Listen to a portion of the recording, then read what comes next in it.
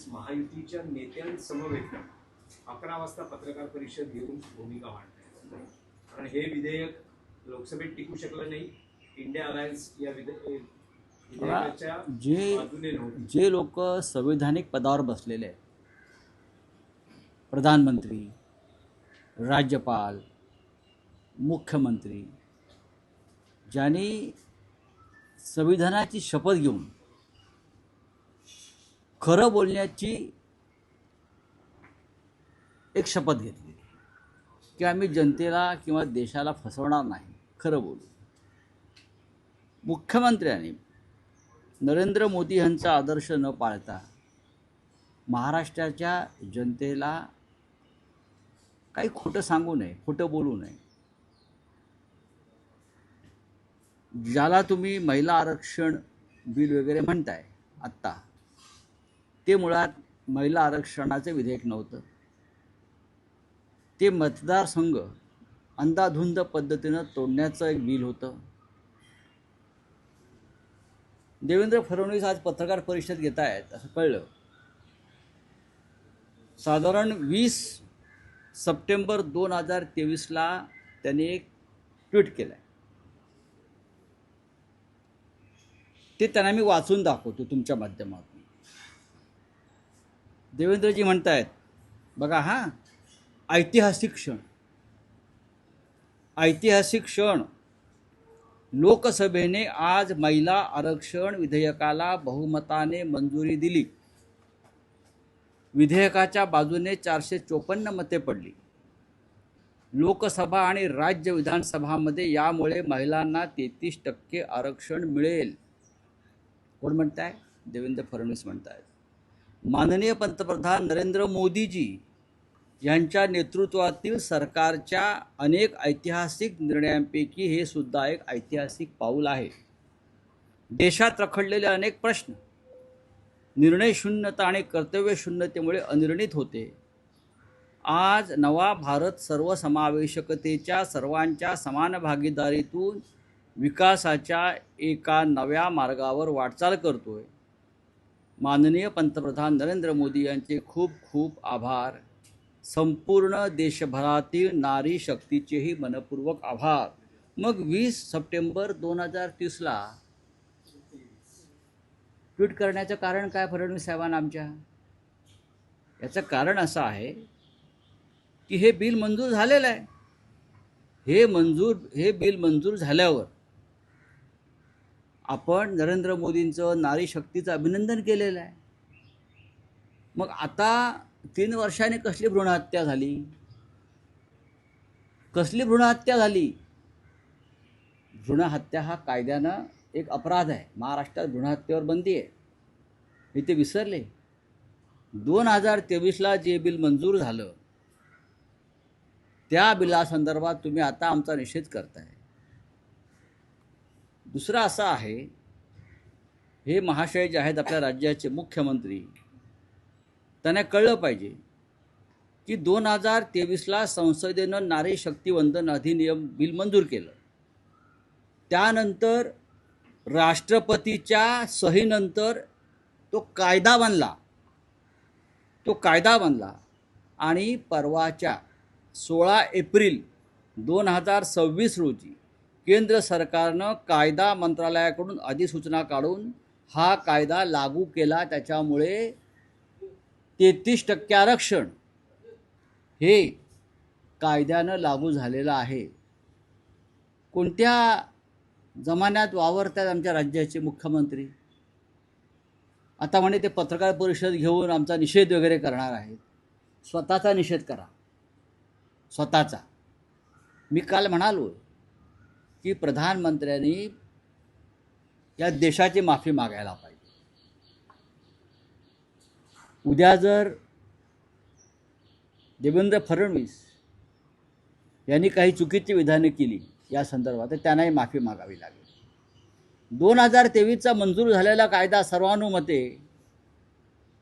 जो तुम्ही लागू केला आहे, राष्ट्रपतींनी सही केली आहे त्याच्यावर, आणि आता तुम्ही कसली हे डमरू वाजवत बसलेला आहात? नारी शक्ती, नारी शक्ती. कोणाला फसवताय तुम्ही?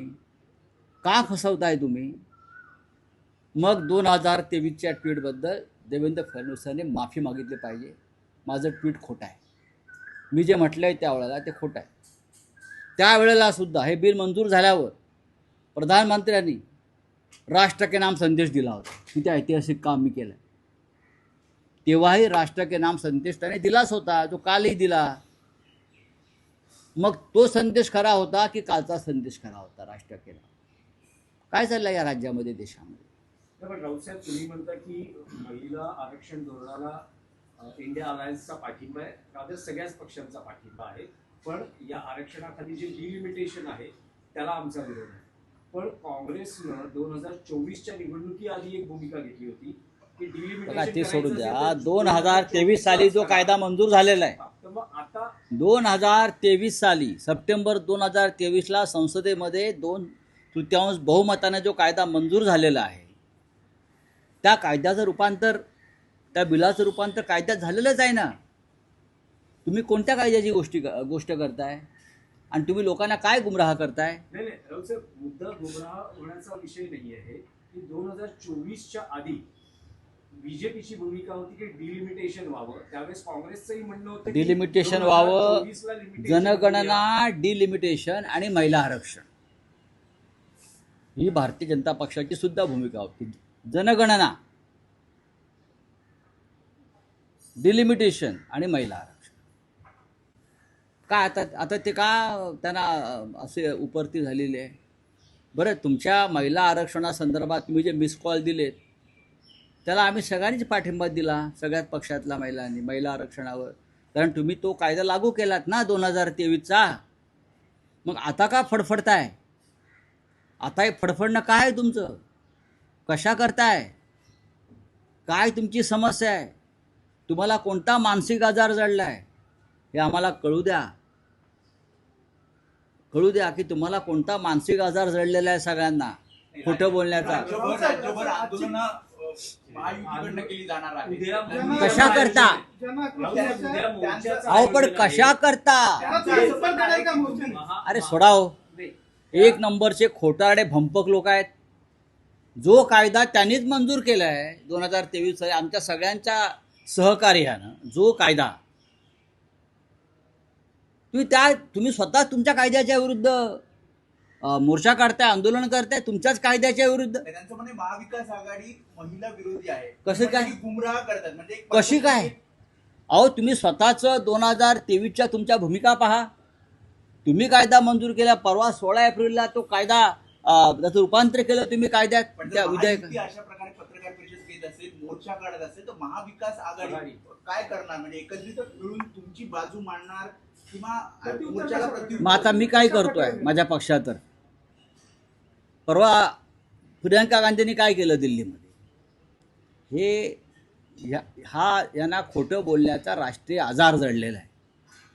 राष्ट्रीय आजार, खोटं बोलण्याचा राष्ट्रीय आजार हा यांना झालेला नवीन आजार आहे आणि त्या आजाराला राष्ट्रीय दर्जा देणं गरजेचं आहे. प्रधानमंत्री खोटं बोलतात, मग गृहमंत्री खोटं बोलतात, मग राज्याचे मुख्यमंत्री खोटं बोलतात, मग त्यांची नारी शक्ती खोटं बोलते त्यांच्या पक्षाची. हा आजार आहे. पण राऊतसाहेब, पंतप्रधानांनी जे देशाला संबोधून मार्गदर्शन केलं ते आता विरोधी पक्ष आचारसंहिता भंगाचा उल्लेख करत आहे किंवा आरोप करत. आता असं आहे की आम्ही जरी संदर्भात काही निवडणूक आयोगाकडे तक्रार केली जाणार आहे. अहो निवडणूक आयोग काय आहे? निवडणूक आयोग त्यांचा हस्तक आहे. हा जो ज्ञानेश कुमार नावाचा सद्गृहस्थ बसलाय तिकडे, त्याने बसवलाय, त्यालाच हे डिलिमिटेशन कमिशनर करणार होते. त्याच माणसाला, ज्या माणसाविरुद्ध आम्ही आणलेलं इम्पिचमेंट मोशन उपराष्ट्रपतींनी फेटाळून लावलं बहुमत असताना, आमचा 193 सह्या असताना, त्या निवडणूक आयोगाकडून आम्ही कोणती अपेक्षा करणार? काय हा निवडणूक आयोग म्हणजे भाजपचा पदाधिकारीच आहे. त्याच्या घरावर आणि त्याच्या कार्यालयावर भाजपचा झेंडा फडकतोय. बघा तुम्ही जाऊन दिल्लीत, त्याच्या गेटवर भाजपचा झेंडा फडकतोय ज्ञानेश कुमारच्या घरावर. आणि आता फक्त निवडणूक आयोगाच्या कार्यालयावरती भाजपचा झेंडा फडकायचा बाकी आहे, तोही लावून टाका. हे झाले आरोप.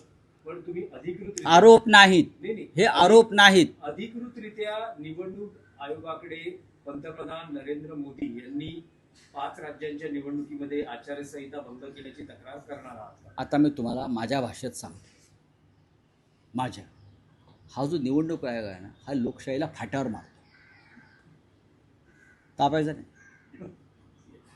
हा जो निवडणूक आयोग आहे भारताचा निवडणूक आयोग, तो भाजपाचा निवडणूक आयोग झालेला आहे आणि तो संविधान आणि लोकशाहीला फाट्यावर मारतो. फाट्यावर. बोला, बोलिये. आता एवढा आता पुरेसा आहे. आणखी एक विषय आहे. पंजाब में विषय आज प्रेस कॉन्फ्रेंस ले रहे हैं जो महिला आरक्षण बिल है उसको लेके। सर आपने अभी कहा कि 2023 में बिल पास हुआ था, लेकिन आपकी पार्टी की तरफ से ये भी कहा जा रहा है कि प्रधानमंत्री इस्तीफा दे दे, कोई महिला को प्रधानमंत्री बनाए। बात ऐसी है, जो विधेयक महिला आरक्षण हो या नारी शक्ति वंदना वगैरह वगैरह सितंबर 2023 में संसद में मंजूर हुआ है, पास हुआ है बिल। वो क्या बिल था? ये बिल मंजूर होने के बाद एक ऐसा ऐतिहासिक काम मैंने किया है, उस बारे में यही प्रधानमंत्री ने राष्ट्र के नाम संदेश भी दिया। अब देख लीजिए, राष्ट्र का नाम संदेश उस वक्त दिया जो हमारे मुख्यमंत्री है देवेंद्र जी, उनका 20 सितंबर 2023 का सोशल मीडिया पर का पोस्ट देखिए। वो भी बोल रहे हैं कि कितना बड़ा ऐतिहासिक क्षण महिलाओं के जीवन में नरेंद्र मोदी जी ने लाया है। ये कौन बोल रहा है? देवेंद्र फडणवीस बोल रहे हैं। तो अभी आप पीछे क्यों हट गए?